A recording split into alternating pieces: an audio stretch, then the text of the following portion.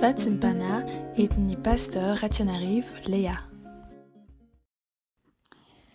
Vavaka tsika tompoko, ray io, ray malala anay ianao. Faly ny fonay amin'ity andro anio ity noho ny fahalebiazan'ny herinao sy ny fahefanao. Mankasitraka anao indrindra zahay. Mbola tsy lany ritra tao anatin'ny zavatra maro samihafa izay nifamaofao teo amin'ny fiainanay. Manome voninahitra ny anaranao ny tsiraray avy. Eny fa na dia tao ny fahotana sy ny adalàna. Dia mbola nomenao ny tombona andro pahavelomana ny tsiraray avy amin'ity andro anio ity, mba hamitranana fihavanana aminao ary koa hisaotra sy hanome voninahitra ny anaranao amin'ny Mahandriamanitra tsara sady mpanao ny tsaranao. Fenao ravona ny fo mampananay Jesosy Kristy Tompo amin'ny fampatsiahivany fanainao masina anay isan'andro, ilay fitiavana faratapony natolotra ao anay zanak'olombelona, na dia mpanota tsy mendrika azy zahay. Ary tonga izao fotoana sioro izao izay hamatsianao ny fanahinay, azahoan'ny tenanay hery sy tanjaka koa hamakivaky ny tontolo andro sy ny androm-piainanay eo ambany fiarovanao. Fanahy masonao, midina ianao, fanahy masonao, feno ny tsiraray avy. Fanahy masonao, sokafo ny fo amam-pananay. Fanahy masonao, reseo lahatra ny fonay, handraisanay ilay fitiavan'i Jesosy Kristy Tompo izay te hamonjy sy te hanavotra anay. Mitenena ary amin'ny alalan'izao vatsim-panahy izao izay hoentin'ny mpanomponao, ary dia ho tany lonaka avokoa ny fonay tsiraray avy. Handray izany teninao izany. Dia ho anao ry Andriamanitra ray, zanaka ary fanahy masina, ny dera sy ny anjara voninahitra mandrakizay, fa tsy misy mendrika an'izany eto amin'ity tany ity. Alleluia. Amen. Ampifaliana sy ampitiavana ry mpiaino malala no azahoana miatrano amin'ny tokantranontsika amin'ity maraina ity, amin'ity andro anio ity, ary dia manonona ny fiadanana avy amin'ilay Andriamanitra nahary izao tontolo izao, manonona ny fifaliana avy amin'i Jesosy Kristy Tompo ilay nandatsaka ny rano teo ambony hazo fijaliana, ary manonona ny fahatsarana rehetra avy amin'ilay fanahy masina ho antsika tsiraray avy izay mihaino sy manaraka izao vatsim-panahy izao. Ny tenin'Andriamanitra izay hanorenantsika ny vatsim-panahy dia ao amin'ny bokyny ohabolana faha-efatra, ny andininy fahatelo amby roapolo, ary tohizantsika ao amin'ny filazantsarany Marka toko fahavito, andininy faha-roapolo ka hatramin'ny fahatelo amby roapolo. Vakintsika amin'ny anaran'i Jesosy ny teny. Ohabolana toko faha-efatra, andininy fahatelo amby roapolo. Tandremo ny fonao mihoatra noho izay rehetra tokony ho tandremana, fa avy ao aminy no hiaviany ny aina. Marka toko fahavito, andininy faha-roapolo ka hatramin'ny fahatelo amby roapolo. Ary hoy Jesosy, izay mivoaka avy ao amin'ny olona dia izany no mahaloto azy, fa avy ao anatin'ny olona dia avy ao am-pony no ivoahan'ny sain-dratsy, dia ny fitsangatsangana, ny halatra, ny vono-olona, ny fakambadin'olona, ny fieremana, ny lolo-po, ny fitaka, ny fijejojejoana, ny masoratsy, ny fitenenan-dratsy, ny avonavona, ny fahadalàna. Izany zavatra tsy rehetra izany no mivoaka avy ao anatin'ny olona ka mahaloto azy. Amen. Ireo tenin'Andriamanitra anankiroa misesy izay novinakitsika teo ireo no andraisantsika ny lohateny hoe Arovy ny fonao. Arovy ny fonao. Ny fon'ny zanak'olombelona dia azo faritana hoe ny loha sy ny ati-doha no heverin'ny zanak'olombelona, fa ao no toerana izay ivoahan'ny fihetseham-pon'ny olona ka ao no tokony ho fihezina.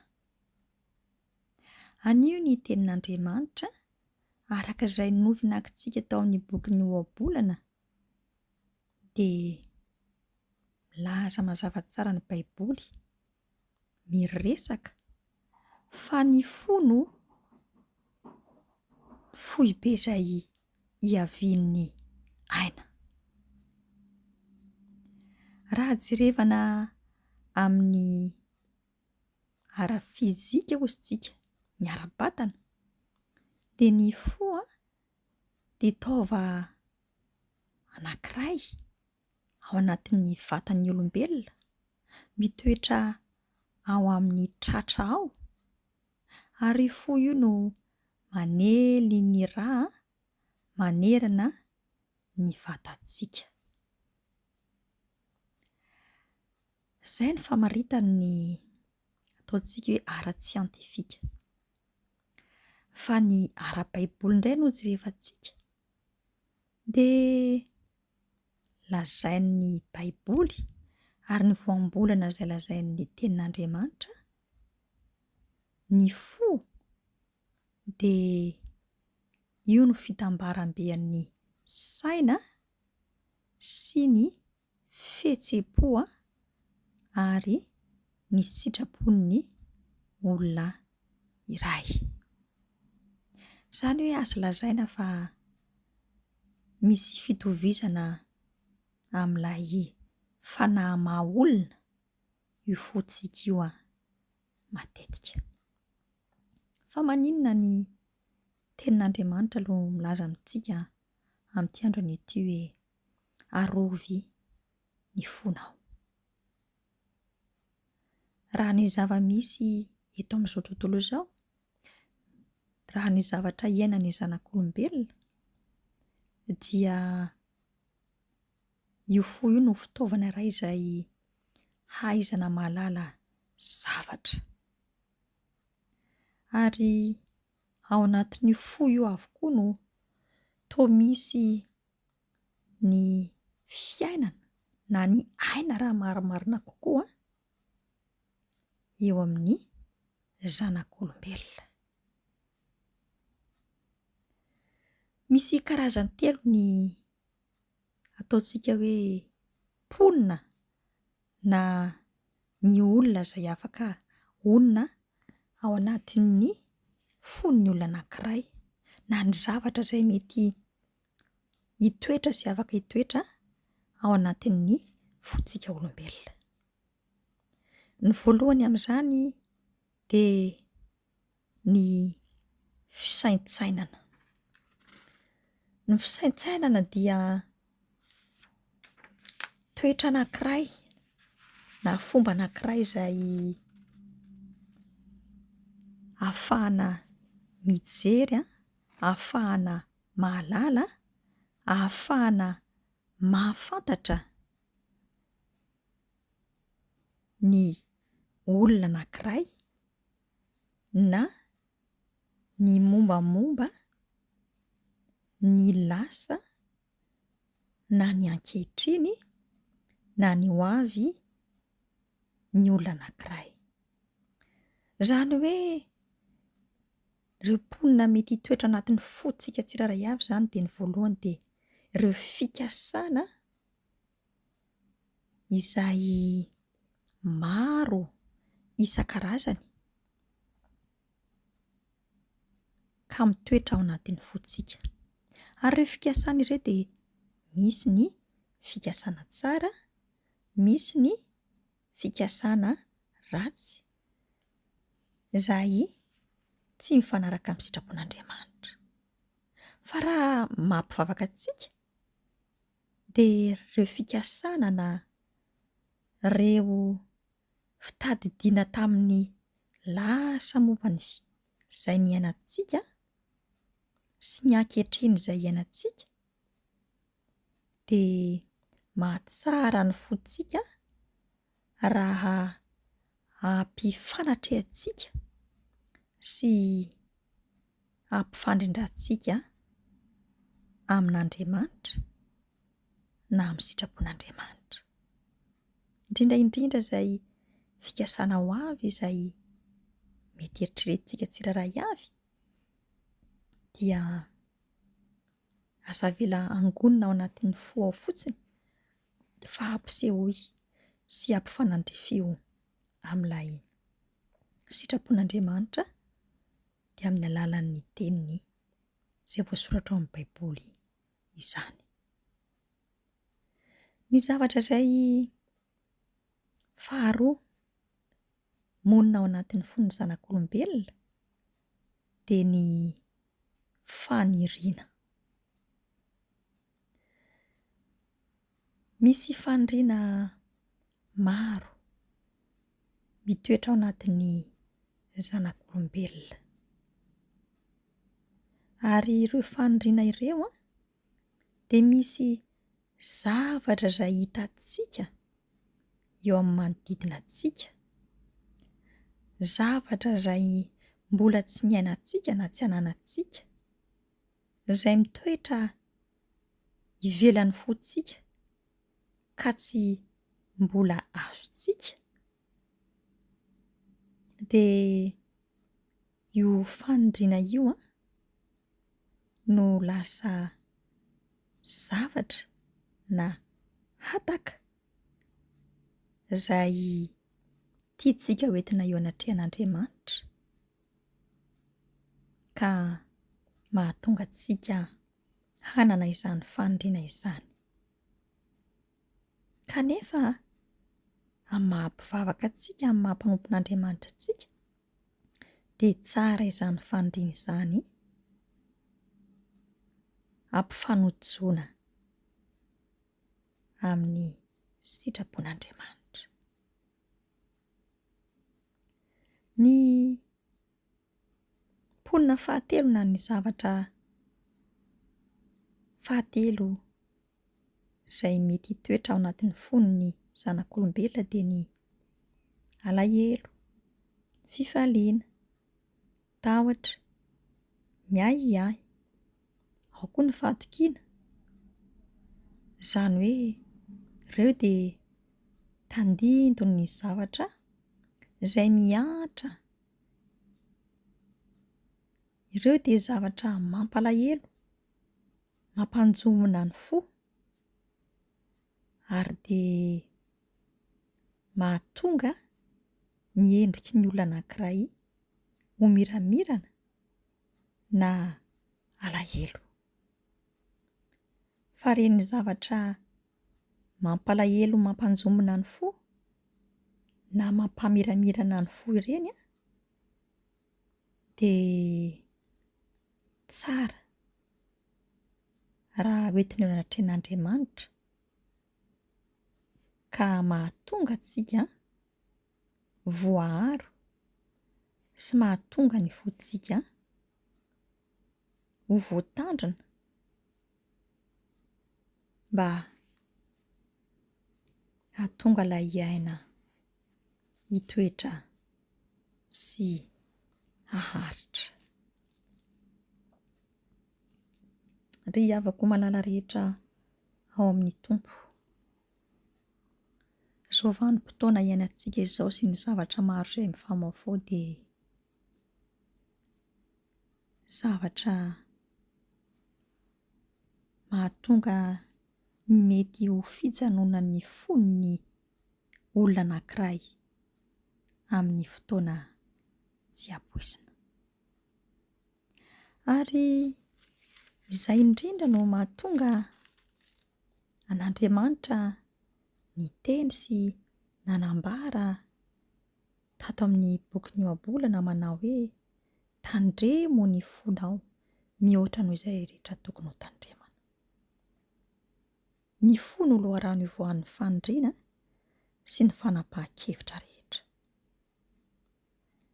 Ary ny fanarahana an'Andriamanitra sy ny fahafantarana ny lalany dia mitaky fanapahan-kevitra entitra anaika ny sitrapon'Andriamanitra, satria izay no mahatsara ny mpanompony sy ny mpanaradia azy. Mila manana faniriana mandrakariva isika izay manaradia an'i Jesosy, ary mila ataontsika ho lara-pahamehana ny hangataka hery azoto hivavaka ary ahaka sitraka an'Andriamanitra manoloana ny zavatra maro izay miseho eo amin'ny fiainantsika, mba hahatonga atsika hitandrina sy ho voaharo amin'ilay zana-tspika alefan'ilay ratsy. Anio ry havako dia avelao ny fanahy masina hiasa ao anatin'ny fotsika mba tsy hahatanteraka ireo filan-dratsy rehetra araka ny voaloazan'ny filazantsara ny marika izay mahatonga fahalotoana ara-panahy sy ara-batana ho an'ny olona anankiray. Ary aoka hangataka mandrakariva ny fanahy masina mba hanome antsika fo vaovao, fo izay efa nohavaozina tamin'ilay arahasoan'i Jesosy Kristy Tompo, ka hahatonga antsika hanana fisainana madio, hiaina ao anatin'ny fahatsarana sy ny sitrapon'Andriamanitra. Vavaka isika. Saotranao izay ry Tomponay sy mpanjakanay tamin'ity andro ity, fa tsy efa impirimpiry tokoa moa no nambaranao taminay no tokony arovanay izany fo izany, kanefa izahay no be sy ase.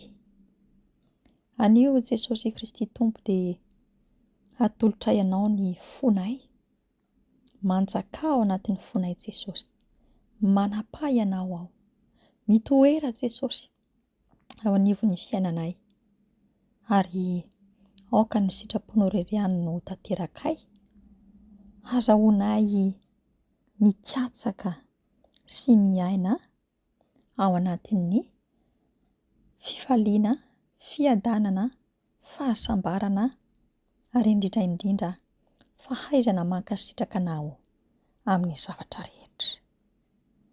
Dia tafio ny herinao izay fanahy masina, hahaizanay miaro ny fonay mihoatra noho ny zavatra rehetra, ka hahatonga ny fiainanay hitondra vokatra tsara ety ivelan'ny momba ny tenanay. Misaotra mpamonjy eo, ny fahasoavanao anie sy ny fiarovanao ho amin'ny tsiraray avy izay mihaino izao fahatsim-panahy izao. Aleloia. Amen.